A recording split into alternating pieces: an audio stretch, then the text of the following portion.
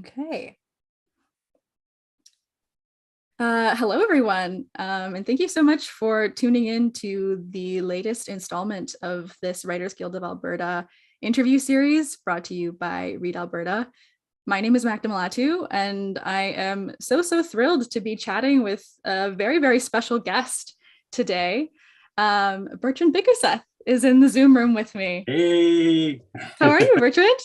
I'm doing fantastic. I'm very glad to be here joining you as your co-host in today's very special series. That's right. That's right. We are co-conspirators. I cannot underemphasize that. I want to, for the folks that may not know who you are or may not be familiar with your work, I want to make sure I give you the proper introduction here. So I'm going to read your bio quickly.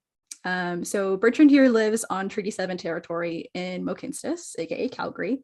And we're going to talk today not just about this book, but it is a good one, so we're going to spend a lot of time on it. His collection, The Response of Weeds, which came out in 2020 with New West Press. The Response of Weeds was a finalist or a winner for numerous prizes, including the W.O. Mitchell City of Calgary Book Prize and the Gerald Lampert Memorial Award, which it won. And Bertrand currently teaches at Olds College and writes about Black identity on the Prairies. Crucial work that has made such an impact on me as a writer and as a Black Albertan. So I'm really stoked that we get to share some space this morning.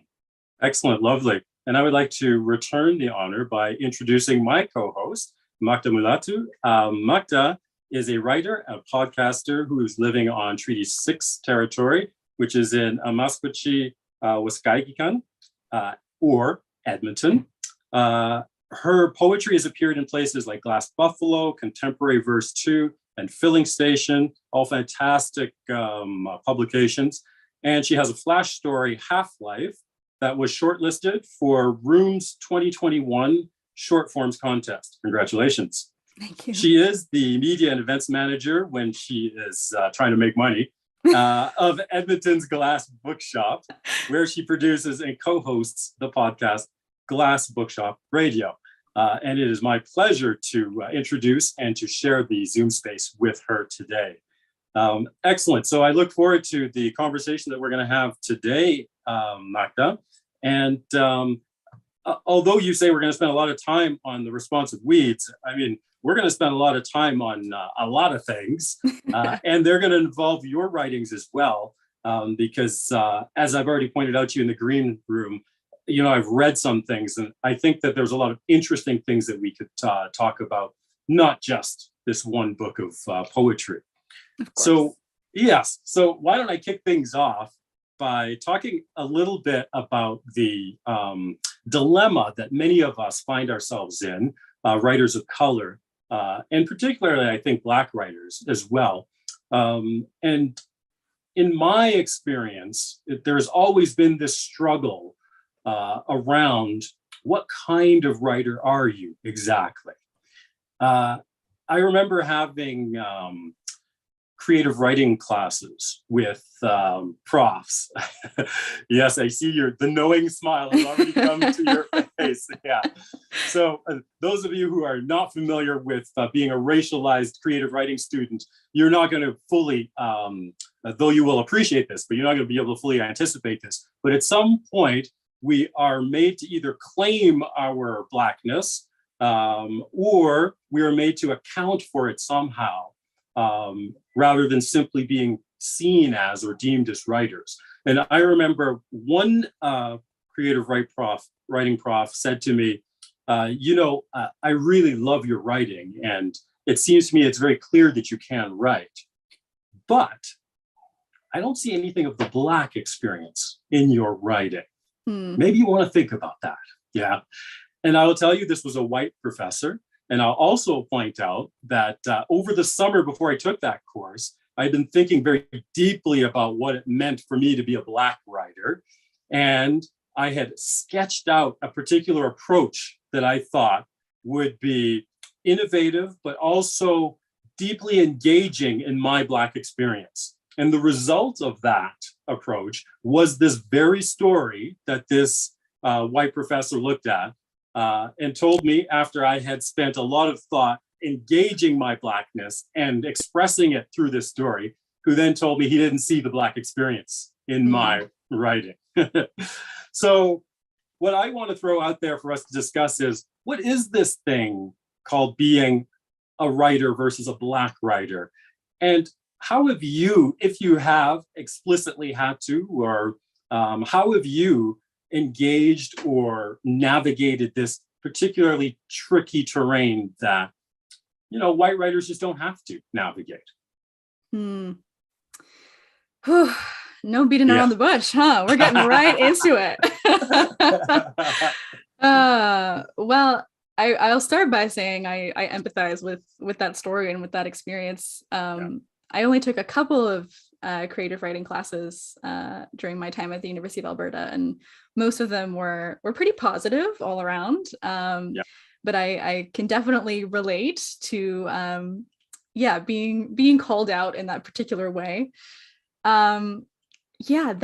That question, or I guess that tension, is something that I've been grappling with since I started writing poetry. I don't know that it's one that I'll ever be able to resolve, quite frankly. But I remember, taking these intro poetry classes, and the kind of writing that I was doing at that time was, I guess I would say, it was trying to be explicitly Black, and I used very big air quotes there. Those are Black quotes, by the way, you just did. Yeah, they're big and loud. Slightly threatening too. But I think that was because at the time, trying to parse out what it meant to be Black in Alberta was always very difficult for me. It was something that I recognize on a kind of factual level, in that I could look in the mirror and recognize, hey, that's a Black woman, you know what I mean? But kind of examining the nuances of that and exploring what that meant to me personally, that was something that I had struggled with my whole life. And so when I got into university and I started writing creatively in a more kind of dedicated and intentional way, those two journeys were kind of intervening or intersecting, kind of colliding into one another.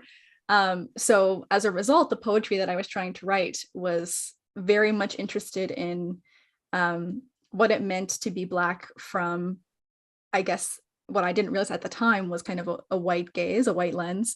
And my frame of reference rather for Black writing and Black poetry has, for a long time, and was only just now beginning to change, but was for a long time American.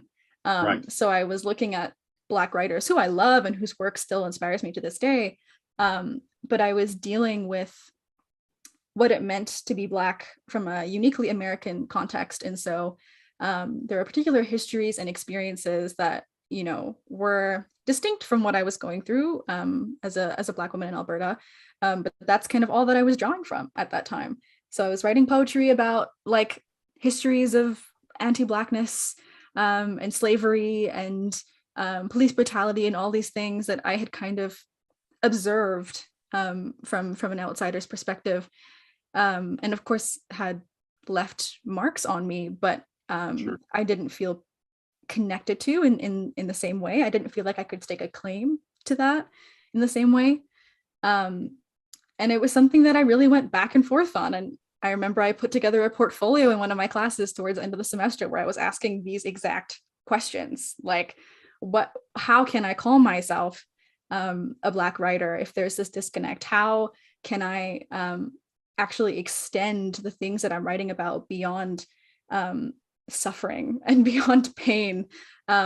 Because as I would come to learn, and as I knew but didn't quite have the words to express, the Black experience is defined by so much more than that, and that's across borders and everything else.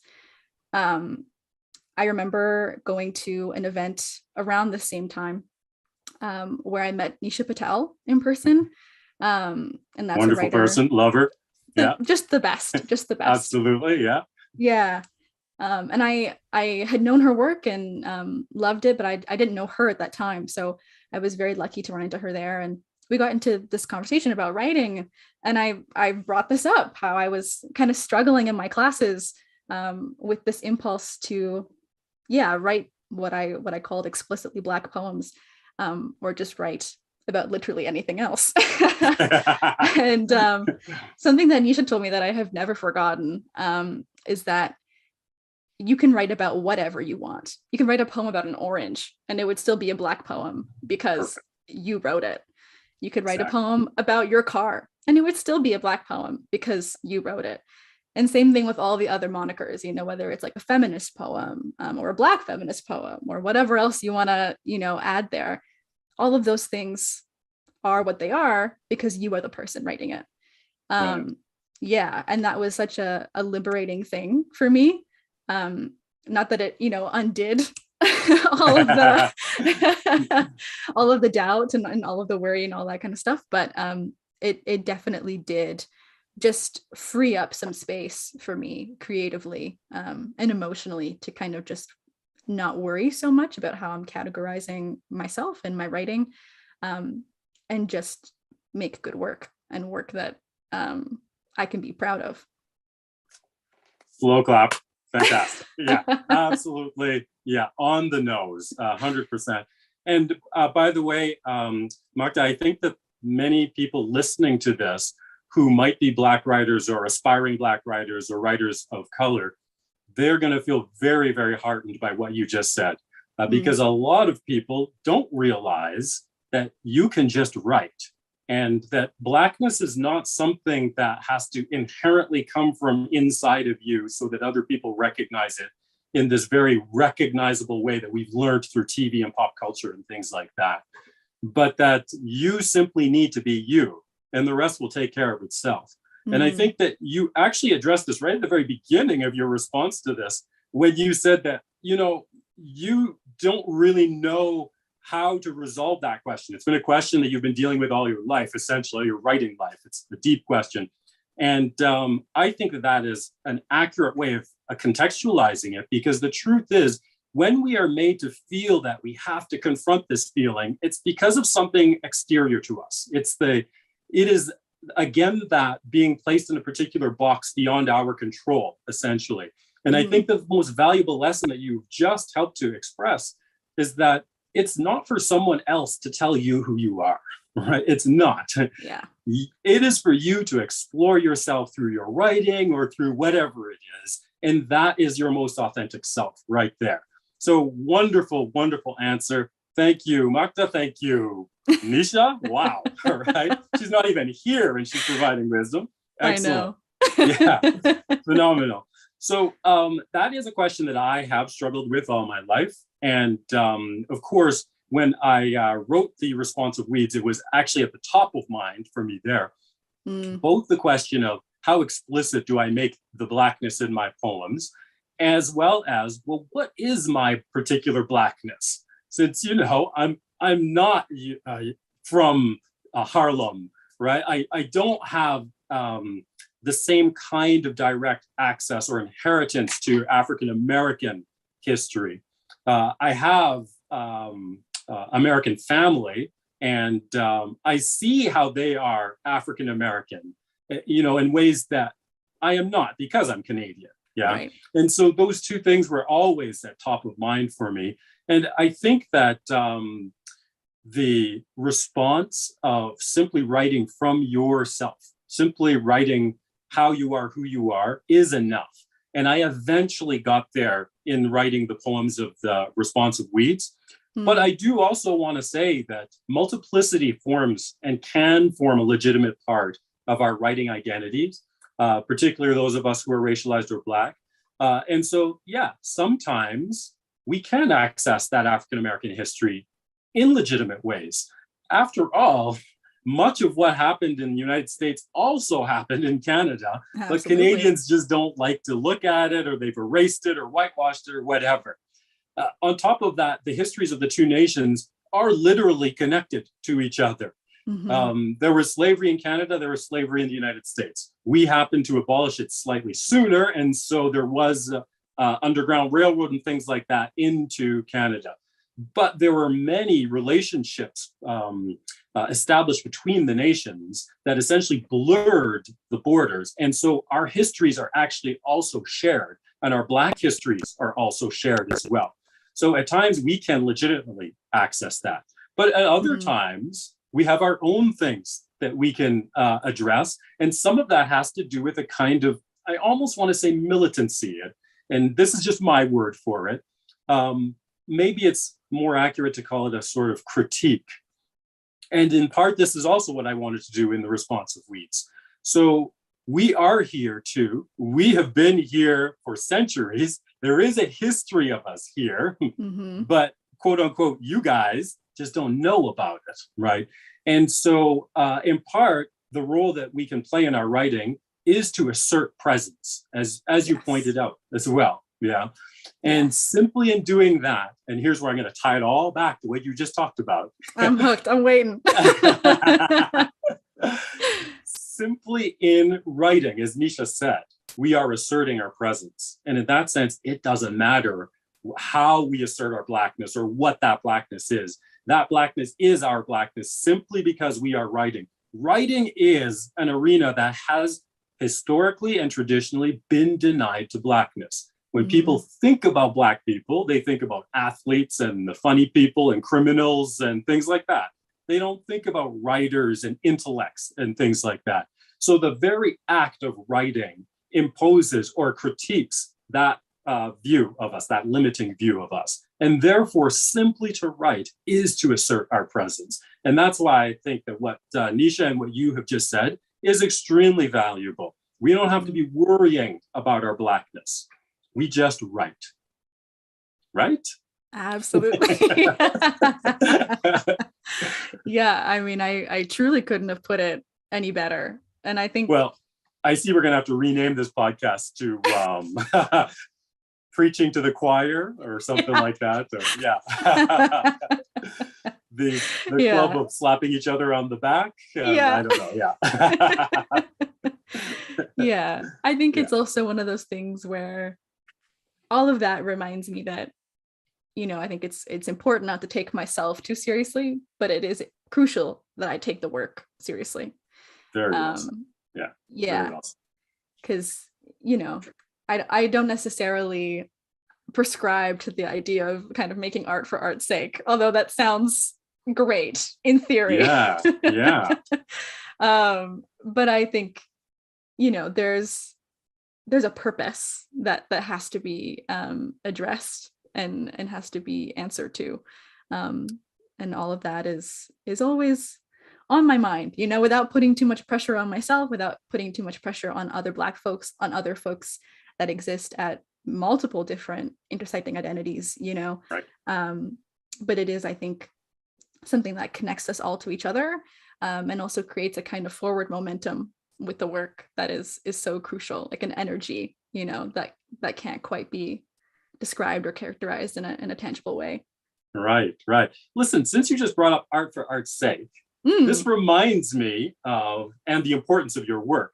This reminds me of a poem of yours that I came across. Ooh. Yes. Yeah. And it is actually what inspired me to think about this topic about, what kind of writers are we exactly? Can we just be writers? Or are we Black writers? Or what are we exactly? And I came across this poem called Shaharazad. And I really enjoyed this poem. I really enjoyed it very much. And of course, most of us are familiar with this figure, Shaharazad, from the 1001 Nights.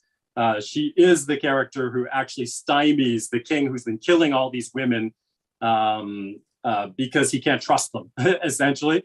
And so he sleeps with one and then kills her and then marries another one and he kills them every night, right? Yep. What a guy, yeah? Oh my goodness, yeah. So Shaharazad decides that she is going to take this guy on. And if I remember correctly, her sister was going to be the next one. Yeah, okay. It's been a very long time since I've read it, but your poem reminded me of this. Yeah. So her sister was going to be the next one. And she says, nope, you're not going to do it. I'm going to do it. Yes. And she saves her sister and she saves all the women of her community by telling stories to the king, stories that she leaves as cliffhangers every night that he is desperate to hear how the story resolves. And so she strings him along. I'm boring your metaphor there. She strings him along night after night for 1,001 nights, yes, until eventually, they're married. Obviously, they have kids. They've been living together for a long time. He comes to his senses and realizes the wickedness of his ways. Yeah, and so he stops everything there. So you wrote this wonderful poem that I wanted to quote from, but I can't, unfortunately. And I just encourage everyone to go out there and search it, Shaharazad. And in it, you have one line that I'm going to try to remember, but it's something along the lines of you're chastising or you are criticizing the king for trying to claim the story for himself. And the line is something along the lines of, it's something like, if you told this story, it would be about romance or something like that. But this is not your story to tell, or this is not your voice to speak with. I forget exactly what it is, but I loved that idea of, nope, you got it wrong because it's not your story. It's not your story. And I wanted to ask you, because in this poem, this would be a prime candidate for my creative writing teacher to say, yeah, it's really good, but, I'm just not seeing. Yeah. Okay. So prime candidate for it. No, I loved it. And I got lots out of it. Yeah.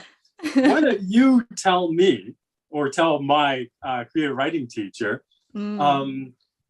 what is the value of speaking with one's own voice? Or what is the necessity of a story being told by the quote unquote right voice for you?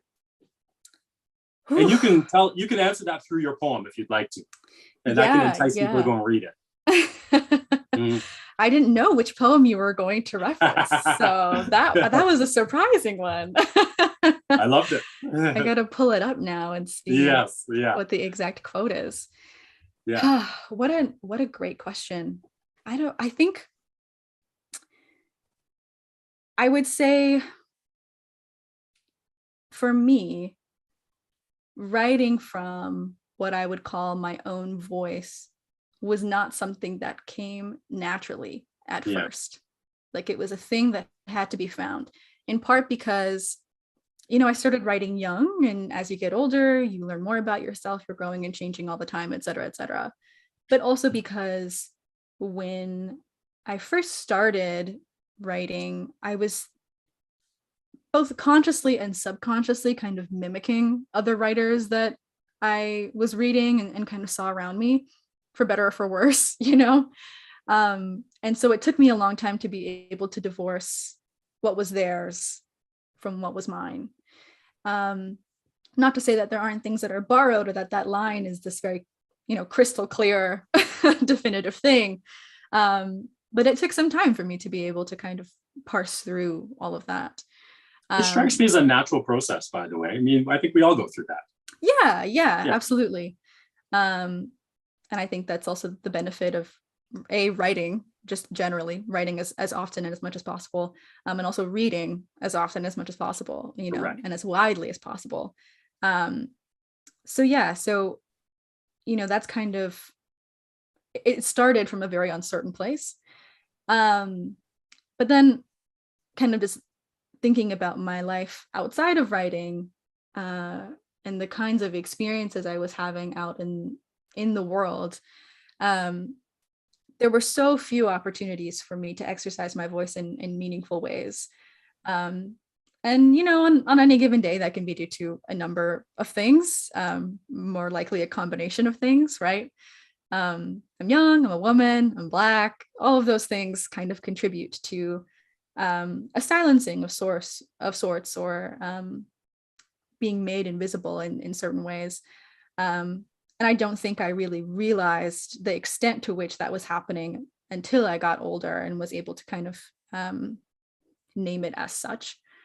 So for me, this is, I guess, an answer that many people in this position would give, or similar positions, but, part of it is a reclamation of something that I didn't know that I had lost. And then also, once once I started, there was no way to go back. Like once I knew that this voice was in me, I couldn't unknow, right? And so the next question became, okay, what do I do with this, right? And figuring that out. But again, it goes back to that idea of purpose, right? Of having that energy, of having that forward momentum, because of the fact that my presence signals something else, or can signal something else in these spaces. So yeah, I think it's evolving. The voice is evolving. I'm evolving, as is the case with virtually every other writer, you know. But yeah, I think. Where did you think you were in terms of your evolving voice when you wrote that poem, Shaharazad? How did that feel to you? Good question. I think I'm really interested in I wouldn't call this a myth necessarily, but you know, myths, legends, folktales, stories of along the same lines, and particularly the way that women are represented in those stories. And in this case, you know, this story, depending on how it's told and who's telling it, is often kind of recited through an Orientalist view. Right. And so there was a lot of layers to sort of peel back from that.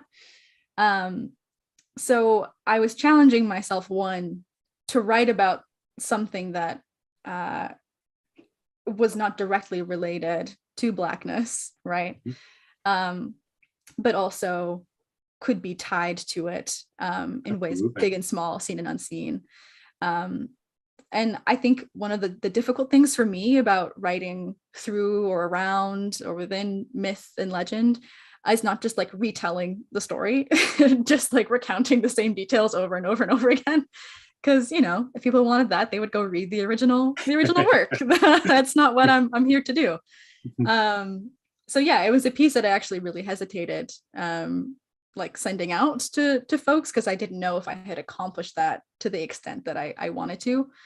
But yeah, that was kind of the impetus. I wanted to challenge myself to work within those kind of constraints, and also see if there was something more that I could say, something further that I could push within that narrative. So yeah, I think it was a tricky one. That's why it kind of caught me off guard that you brought that one up. Yeah. Well, I think that you did manage to say something different. I think you did. I think you pushed forward this whole idea of female power, of feminism as well. And you gave it a new spin, I think. And that was allowed through the tradition of the literature that the 1001 narrative, 1001 Arabian Nights come from, 1001 Nights come from, but also through your own multiple positions, as you described, your own intersectional positions and of personal things you were going through yourself. And those things also just help to amplify the newness of that poem, of that tradition, rather, I mean. So yeah, I loved it. And as I said, great candidate for my creative writing prof. But what does he know, right? And I sound terrible about him. I didn't even hate him. I loved him, actually. He was very good. Yeah. Just he didn't really know anything in this particular area. That's all there was. Right. All right. So, if you don't mind, I would love for the folks to get more of a sense of your poetic voice. So would you just mind reading a few poems for the folks now, and then they can see for themselves what this voice can do? Sure. I'd be honored. Wonderful. Yeah, I didn't plan on reading that one, but I think I will, since we've been talking about it. Yeah, so that poem, for folks that are curious, is available to read for free online. It was one of two poems that I had published in volume 2 of the Edmonton Public Library's Capital City Press anthology. The two poems are not related to each other. The other one has nothing to do with Shahirazad, but they both exist in that space. So yeah, this is Shahirazad's Oath.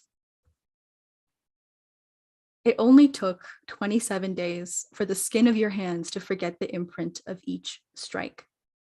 Poison, that violence.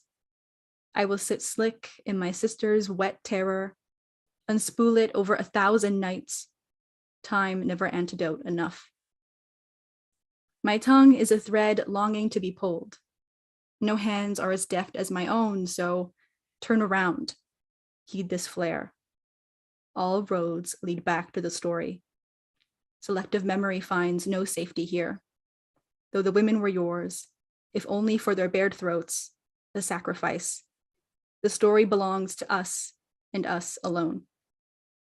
When you tell it later, the court confidants at your side, gagging on the syrup of it, you'll say ours was a love match, a destined thing that you charted on the journey from first dawn to final dusk. If only you knew all the things to come spilling out of me yet. My husband, a king by blood, but a fool by nature. What do you know of the shape of a heart? You, a man that calls love by loss's name, that only keeps covenant with the moon. This union is a beast with edged teeth, a means to an end it did. Yes. Thanks. All right. Thanks. Loved it. Okay, the line was the story belongs to us and us alone. That was the line. Yes. Fantastic. Well done. You got to keep going. Give us another one, please. Another one? Yes, please. Okay, I'll read one more and then I'm going to start talking about you. Yeah, I think maybe I'll read kind of thinking more along the lines about voicelessness and trying to establish presence when all that has been expected of you, or I guess allowed for you, is absence. I'm going to read a poem called In the Dream. I wrote the first draft of this piece during a writing workshop that was hosted by Warsan Shire, who's a writer that I've admired for many, many years. And this workshop was one that she held in advance of the release of her debut collection, which is called Bless the Daughter Raised by the Voice in Her Head. And I highly recommend it. It's great. So yeah, this is In the Dream. In the dream, I open my mouth and only locusts emerge. I try my tongue, massage the pulse at my throat, tender like a bruise. How am I meant to make a life, to reach for what I cannot name? I am still searching for the right prayers, chasing the many angels, the numbered saints. See, I want the kind of dangerous living I can manage, risk I can pinch between fingers or chew with back teeth. I want the nectar promised by all those who guzzle it in excess. I want to be more than the desert flower, transforming the cellular for survival. I want to cease sealing eyes shut with honey, let down the curtain on the performance of it all. Black girl, it is your birthright to be honest and bury it, to leave it to waste in the desert with everything else that would not adapt. Where does the voice go when it is silenced? Does it carry water still? Become a river that exercises restraint, premeditates this drought?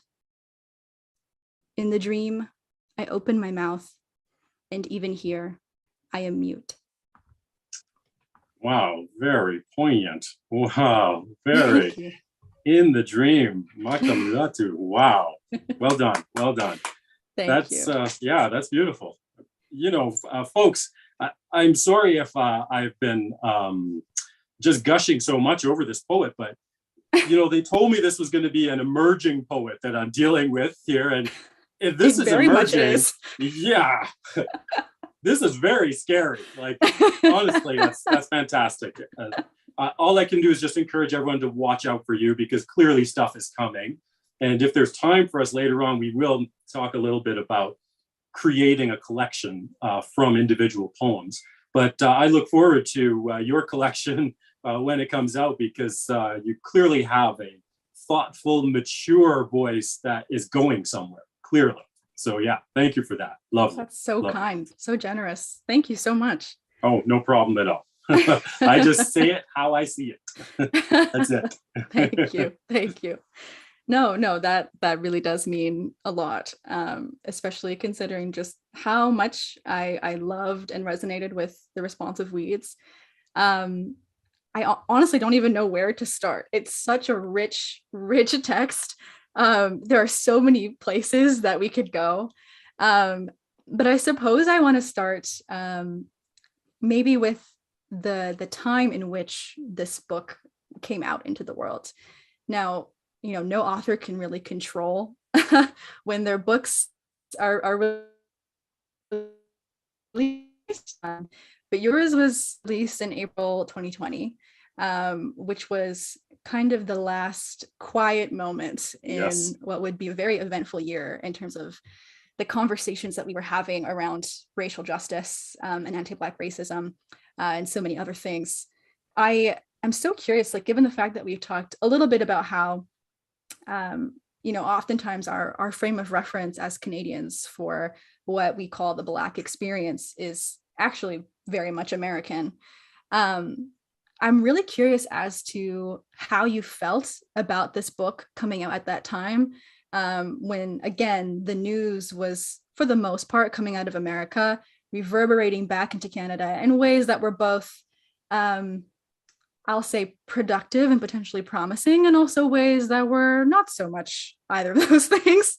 And I'm curious as to whether you see this book, or whether other people, perhaps that's maybe the better question to ask, have come to you in the months and now years since, saying that they saw this book or see this book still as a kind of educational resource, and perhaps how releasing this book at another time might have potentially changed the characterization around that.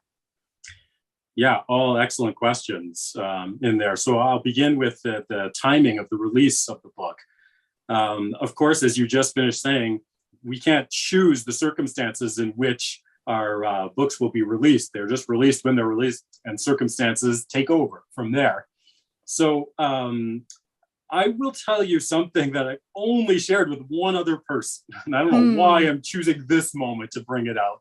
But anyway, when my book, and I'm a little embarrassed admitting this, but when my book was first released, normally the release of a book should fill you with pride and joy and anticipation and that sort of thing. And certainly I did have those feelings. I did. But my strongest feeling was actually one of shame. And it took me a really long time to figure out why that was, or what was going on. And in fact, it was Cheryl Fogo who helped me through that. Cheryl Fogo, fantastic. The historical keeper of Black history of Alberta, amazing author, playwright, filmmaker. I could go on and on and on. And she helped to put it in perspective for me, in that she said, if for so long we have been taught that we don't have a place, right? We accept that, even when we don't want to. It becomes a part of our thinking of who we are. And my book was asserting a place, and it was asserting it within a landscape and a tradition of understanding what it meant to be Canadian, Western Canadian, Albertan,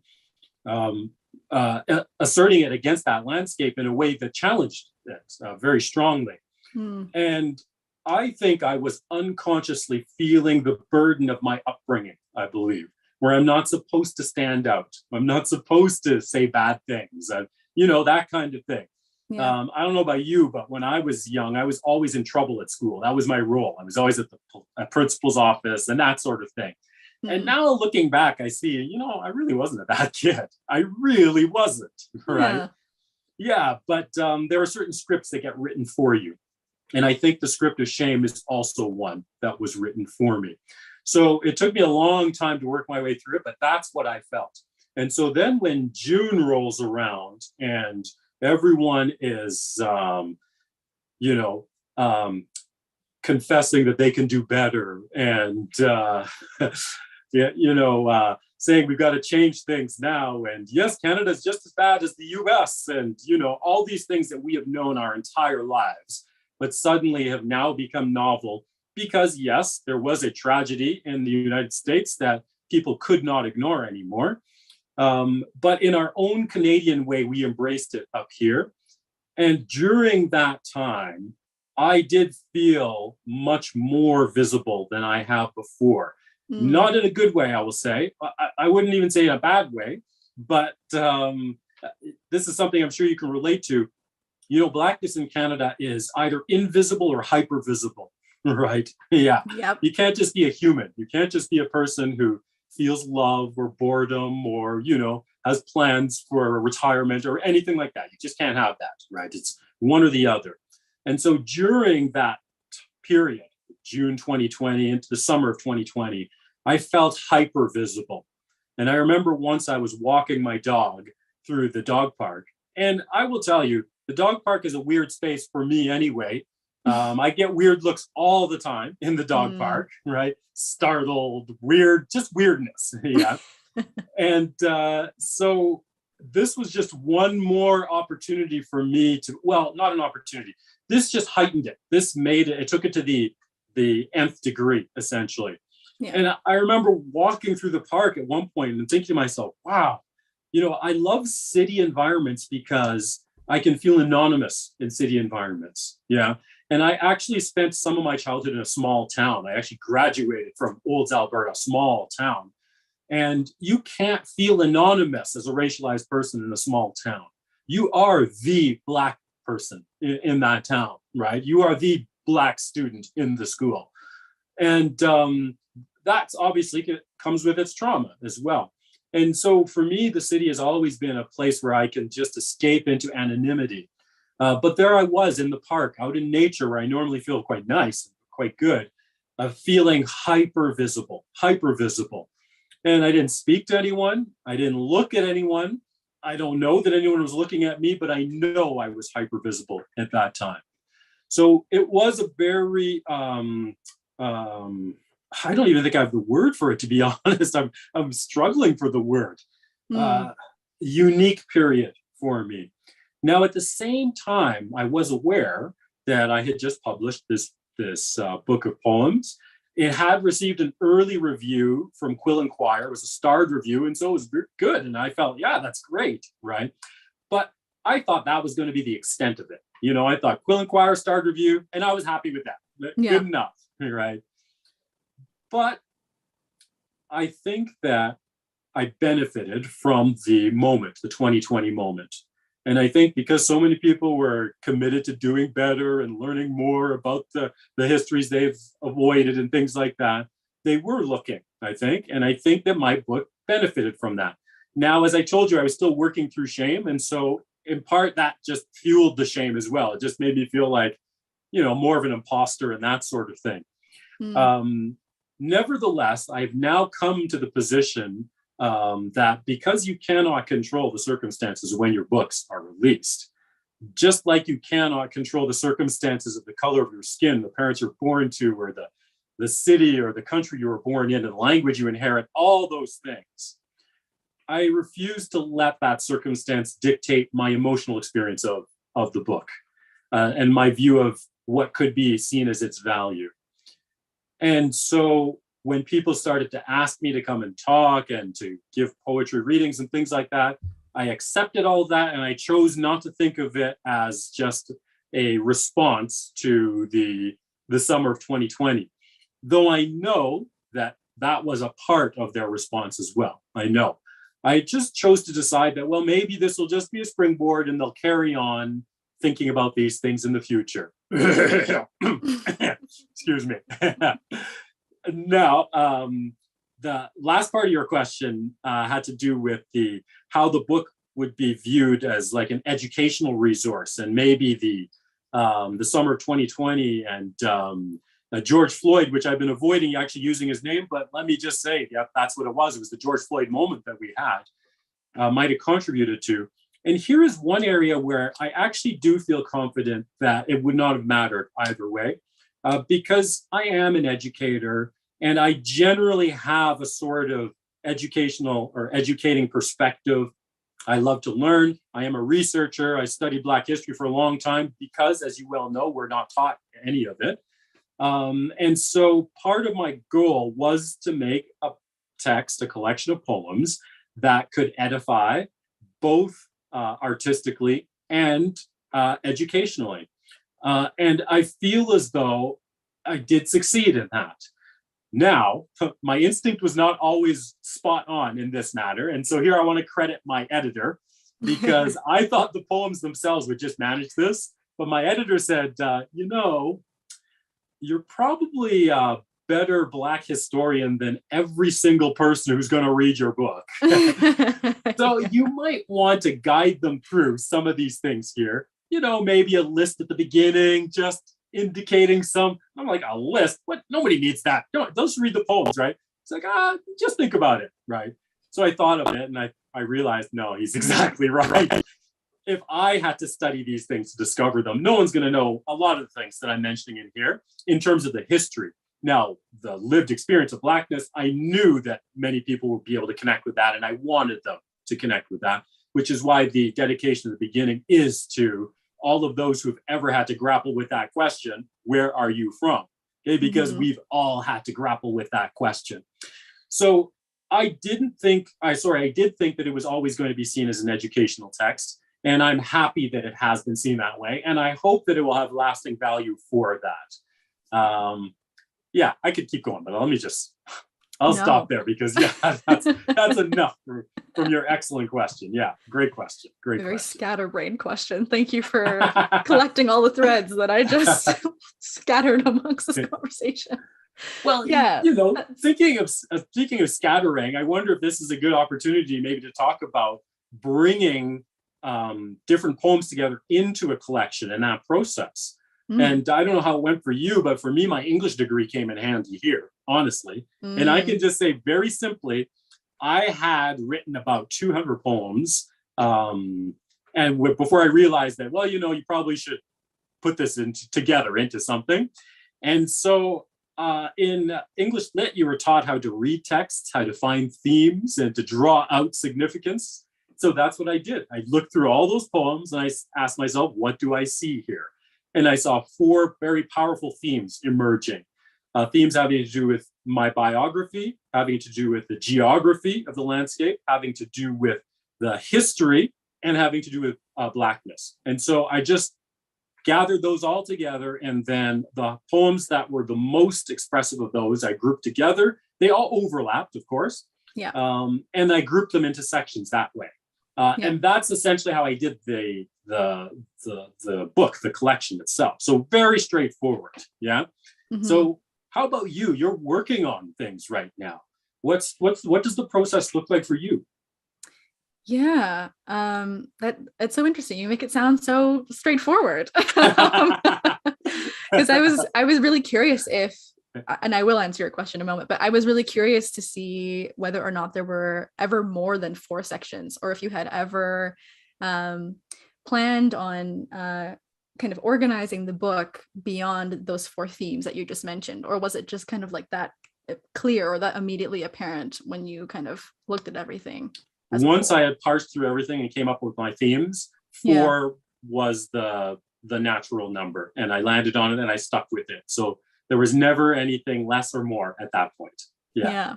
And by the way, it was simple. Yeah, a small understatement there. It's just it just sounds simple comparatively, because I think about I co-host and produce this podcast, Last Bookshop Radio, for Last Bookshop, where I work, and I talk to many poets on the pod, and when I asked them about how they went about organizing their collections, more often than not, there was some debate over how many sections, what they should be titled, all that kind of stuff. So yes, and that is the correct answer. I think it's a hodgepodge, honestly. Yeah. But as for myself, I'm not working on a full-length collection, but I am kind of in the early stages of writing and also revising now a chapbook manuscript. And I think I need to kind of take it a little easier and take the Bertrand approach, because I feel like I've been stressing myself out a little bit trying to make it as cohesive and complete a body of work as possible. So even though it's a chapbook, I'm treating it like it's a debut collection and really like racking my brain trying to be like, oh, what are the narrative through lines or the thematic threads that bring this all together? when really I don't think it needs to be all that serious. And, you know, it could just be a collection of things that I'm really proud of and have worked on so far. And that could be enough. That's exactly right. Yeah. Don't put pressure on yourself, honestly. I think every poet does it differently. Every poetry collection will come out differently as well. Right. Yeah. So you do it however it happens with you. And by the way, although I did have my 4 hard sections with these poems, as I mentioned, I had written about 200 poems and only, I don't know, maybe 50 made it into this collection. So the next collection that's coming out comes from that same period of time. It's the leftovers, basically. And I had a much harder time trying to figure out how to group and to put these together. And ultimately, I really only have 2 sections, and neither of them are sections, to be honest. It's just a bunch of poems. That's so okay. Maybe you're about to create this like new experimental organizing principle, you know, and then that'll be the new trend. I'm so curious as to how you know a poem is the right fit. Like what is the criteria? What is the it factor for you that a poem needs to have for it to be, I'll say for this particular collection, for that poem to have appeared in the Responsive Weeds, other than, you know, falling under those thematic categories. Right. What was the kind of, I guess, magic that you were looking for in terms of what to include? And magic is a really good word, because I don't know that I can answer that specifically. So besides the process I mentioned to you just now, and maybe I went through this process because it is a little bit magic for me. So the actual writing of a poem. So I think there are 2 questions here for me to address. And the first stage is, how do I know that this is a poem, that this is a workable, working, succinct poem, right? Because most of what I write isn't. You know, there's a lot of writing that takes place. And right now I'm working on my 3rd collection. And I can tell you, I would say it's probably 1 in 10 poems that to me feels like, oh yeah, this one works. This is it. But 9 of them, oh, no. And there are even a couple in the 9 that are close, but if I put that in there, no, I couldn't do it. Yeah. So that part is magic for me. And I don't know if I can explain that. It's largely a feeling, largely.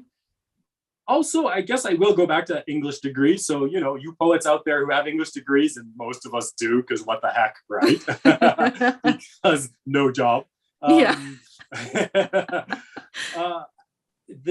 degree helps in that regard, because I do have a kind of critical eye that I can apply to my own work. And the process that I usually go through, so the life cycle of the poem usually is, I write the poem. Emotionally, this is the best thing that's ever been written. Oh my goodness, Shakespeare is nothing. They're going to forget Shakespeare when they read this.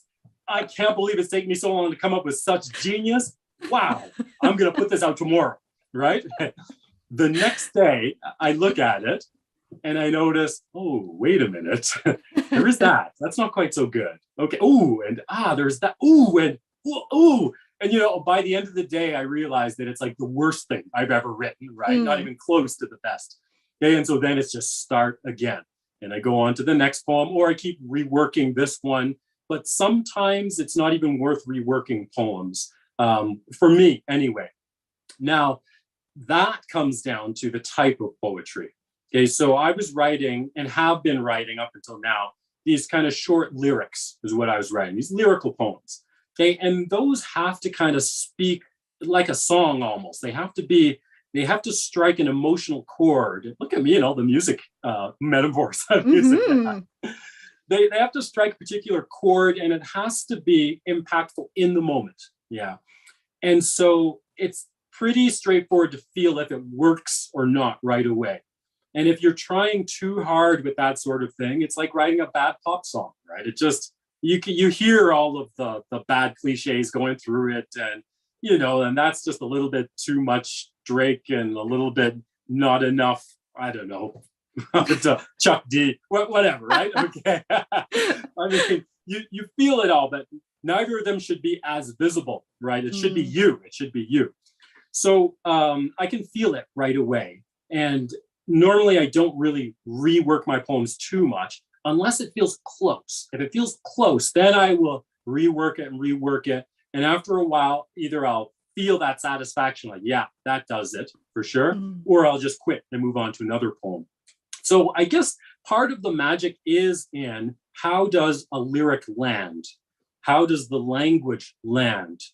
For me, first of all, obviously, and then for a potential audience. And I don't even want to try to give a formula for it, because I do feel that some of it has to be instinctive and some of it has to be magic, I think. If there were a formula, everyone would be doing it.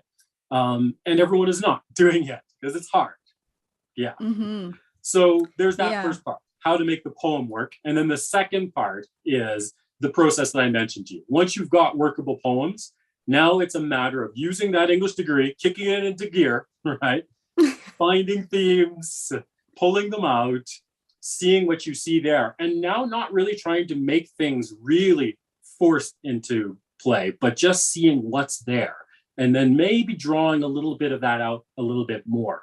So you might be interested to know that there are a couple of poems that I wrote after the fact, after I saw the themes and had my poems all laid out. There are 2 or 3, I think, like the last poem, for example, that I think was the very last poem that I wrote for that collection, because I just wanted a way to sort of cap things off, and a couple of poems here and there throughout. Yeah, but largely, once it was there, it was there. Yeah. Yeah, so basically the main takeaway is trust your gut. Yeah, that's right. That's it, exactly. Yeah. And that's a great takeaway for this entire talk we've had, right? Yeah. Trust your gut and go with it. Exactly. Yeah. You can always revise. Yes.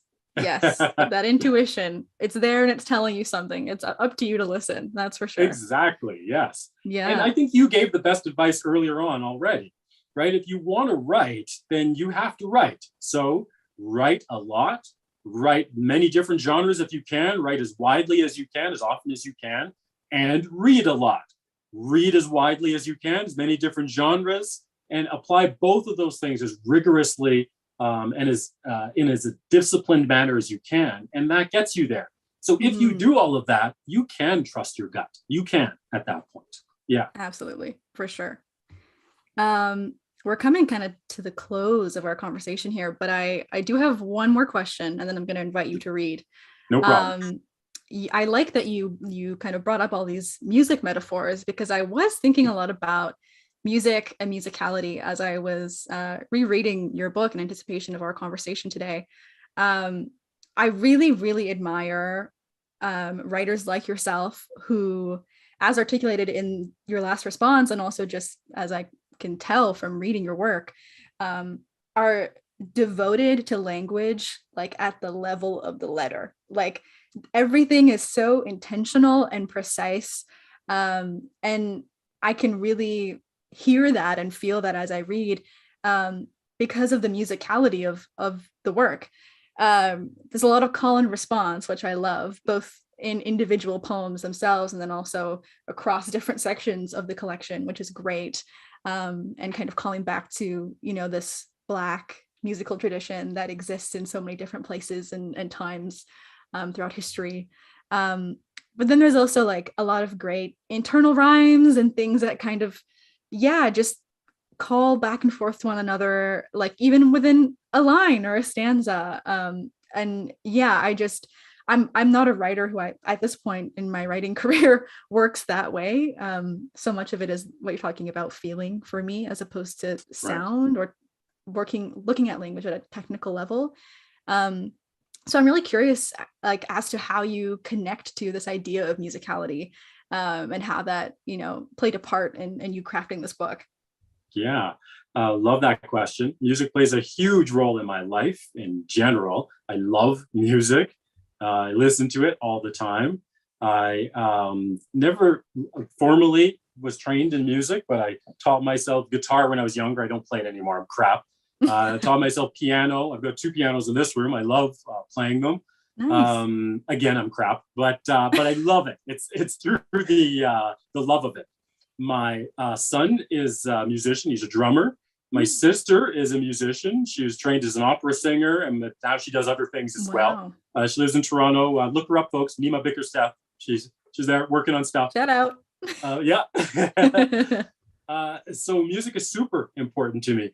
And, I have an African background, as you do. And by that, I mean, my parents were African immigrants here, and they brought their West African culture with them. And part of that, I know it's a cliche, but part of it was music, singing, dancing. And I know that this is different from my white friends when I was growing up, because when their family had parties, music was optional at the parties. There was always food for sure, but it was at the table and everyone sat down and ate at the same time. Whereas my parents, when they had parties, music was happening and people were always dancing all the time. And so I just grew up with that. And so it forms an intrinsic part of who I am. I also wanted to draw connections to the Black diaspora here in Alberta, and the ways in which history or Black history have been overlooked, but as I pointed out to you before, share connections with American Black history. So Canadian and American Black history overlap. And one key area that I do see this in is through music. I see it. There's a lot of dialogue that goes on simply because Americans are so influential, obviously. But Canadians take on that influence, and in all areas, not just music, in all areas. And we interpret it and then reperform it in our own Canadian way, right? Sometimes it's our own Canadian way, right? But other times it's not. It's other stuff too, right? I mean, we've got great stuff going on here as well. Yeah. So I really don't mean to make fun of white people so much in this podcast. I really don't. Honestly, I like white people. I love white people. I'm married to a white person. There you go. Some of my best friends are white. I don't mean that at all. It just happens to be the context in how we're discussing these things. Yeah. But I just made fun of that Canadianism just now, because when I lived in the US, young people used to call Canada America Light, right? That's how they thought of it. So there absolutely is that version of it. But the overlap of our histories, of our nations, and of our Black discourses was, in my opinion, very provocatively or evocatively expressed or accessed through music. And so I really wanted to engage that directly for all the reasons that I gave to you there. And you have even described, one of the most important ones for me, to engage that call and response. Because it's not enough for them to draw this box around us and say, this is who we are. It is now for us to respond, right? And yes, sometimes we have to deal with the box, right? And we can't avoid that, but we can respond to it, right? And so much of the poetry, I wanted to have it infused with that sense of responding back to something, responding constantly. Yeah, so, I could go on and on about that, but I love that question about music, and I'm so glad you asked me about it. Super important to me, and I tried to infuse it wherever I could in the texts. Yeah. You know what? I'll just quickly answer one other element to the question that you asked, because I think this can help other people so that they don't feel overwhelmed by certain things. And that is, the attention to language and the detailed focus on the sounds even of language. And yes, I admit that I have that, and that was a part of the writing of the work. But here I want to emphasize that is a hard work. That is the hard work of poetry there. And although I joked earlier about, it was simple putting those 4 sections together, wasn't actually that simple. But it was made easier because I probably wrote these poems over the course of about 10 years, roughly. And in doing that, I had the time to incubate and to marinate and to really think through a lot of the things that I was doing. So that was part of the hard work. And I wanted to do it because I know that there are people who don't really see us as capable of engaging in that kind of high level poetics. And so I wanted to make sure that I was demonstrating an ability for that, but I also wanted to twist it and to turn it towards our perspectives and our experiences so that people could recognize, yes, he can do that, but also he is showing us a different Alberta that is here and that has always been here as well. Mm-hmm. It's good. It's good to have a little spite, might not be the correct word, but sometimes that little extra spice. Juice. Yeah. Yeah. Yeah, it can be motivating for sure. Most certainly. Definitely. For sure. Yeah. For sure. And I was just going to say, like, I really resonate with what you're talking about in terms of having this be a response to so many individuals, systems, institutions, historical narratives, etc. Yeah.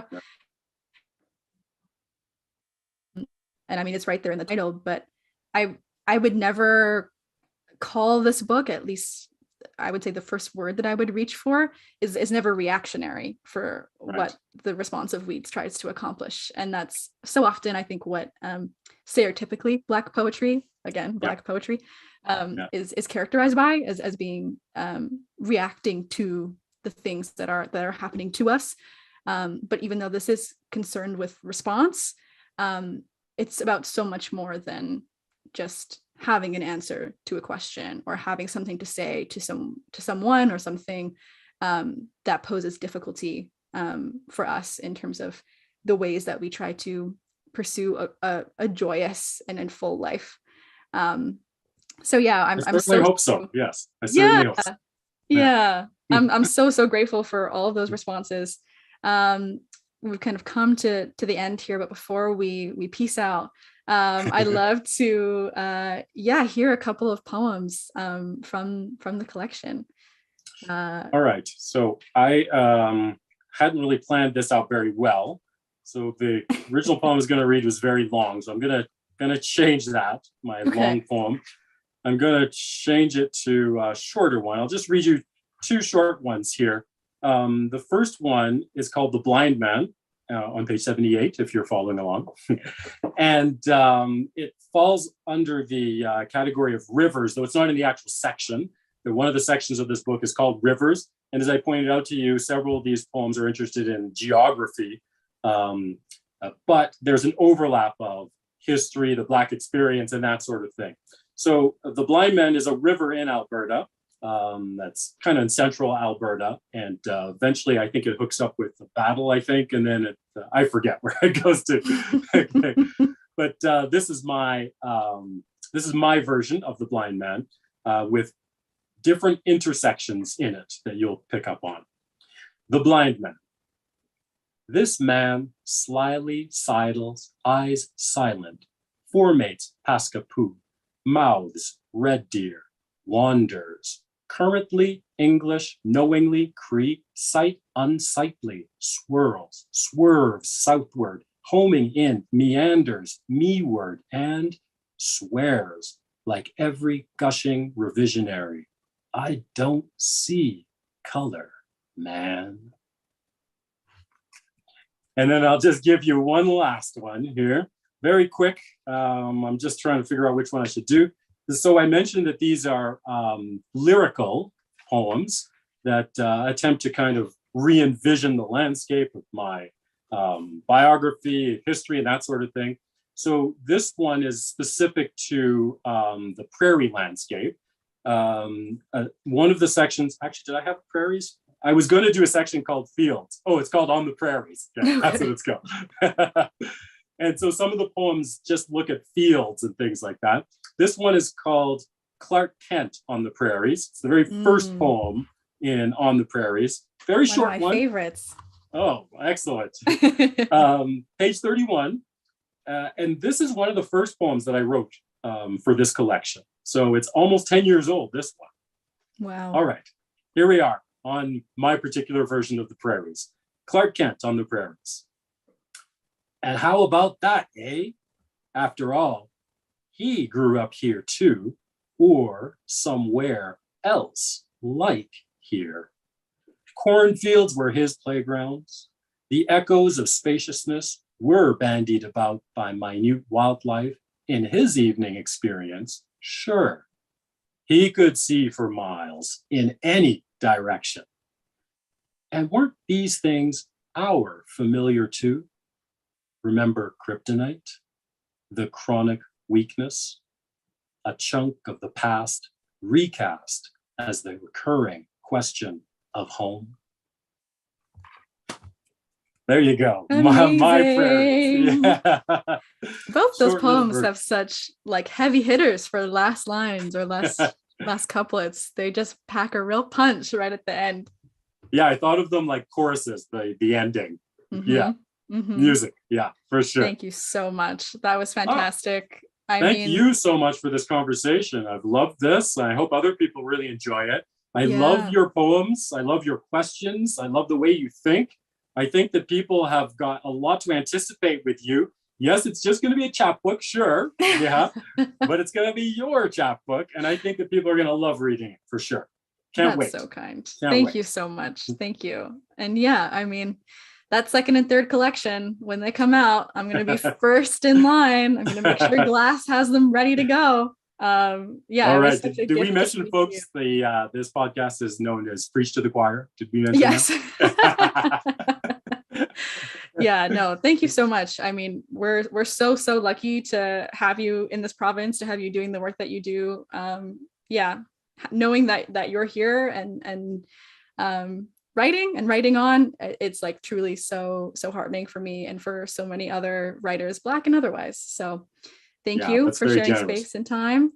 Yeah. And very welcome. And that's what I want to happen. I want everybody out there to feel that they can be a writer, that there is a place for them. Absolutely. So thank you for that. Yeah. Thank you for everyone for listening too. Yeah. Been lovely chatting here. Yes. And I hope everyone got something out of it. I really do apologize to any white person who felt as though I was making fun of you. I realized I really was not. But you have been in the company of a lot of cheer and a lot of joy, because Black people can have those things too. Mm-hmm. And as I said, I look forward to reading, and you should look forward to reading Makda's upcoming chapbook and anything else that we produce. Is there anything you wanted to add at the very end? Yeah, I'm just gonna echo that same thanks, both to you and to everyone listening in or tuning in. If you haven't already picked up this incredible collection, The Responsive Weeds, please do. Lots of great interviews that you've done as well on this book that were great to listen to before we met in the Zoom room today. And yeah, thank you to the Writers Guild of Alberta for giving us the opportunity to have this chat, and also to Read Alberta for sponsoring this series. So yeah, thanks so much, and take good care, everybody. All right, thank you. Bye-bye.